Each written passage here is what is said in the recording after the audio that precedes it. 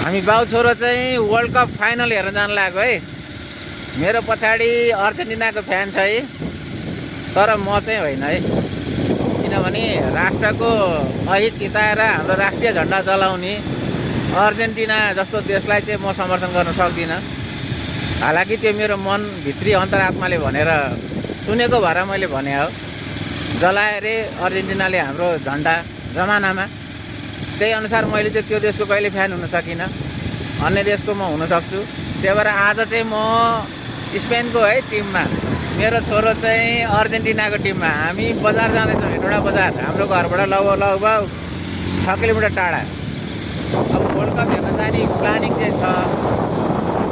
सँगै चाहिँ शत्रु देशलाई समर्थन गर्ने मेरो छोरो, मेरो ढिकुरोको पुजारीलाई लिएर हिँडिरहेको छु। अनि 2 शब्द यति नै है। जस म समर्थन गर्न सक्दिनँ, म समर्थन गर्नै सक्दिनँ कुनै पनि हालतमा अर्जेन्टिनालाई है। माइन्ड नगर्नु, जित जसको होस् हार जसको होस् मलाई फरक परेन, तर समर्थन चाहिँ मैले गर्न सकिनँ है। यति भन्दैमा हामी क्यापिटल आइपुग्यो अहिले। आउँदा चाहिँ 2 शब्द मैले ठोकाइदिन्छ कि बेटा केही भन्नु छ तँलाई? छैन नि, भन्नु नि हुँदैन। बाबुको अगाडि छोरो बोल्ने कुरै हुँदैन।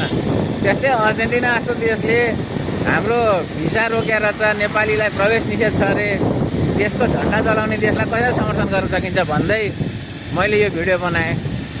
हालाकि त्यो त मेसीले जलाएको होइन त भन्ने कतिवटा कमेन्टहरू पनि आउला।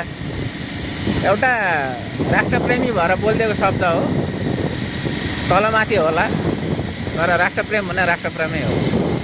That's all.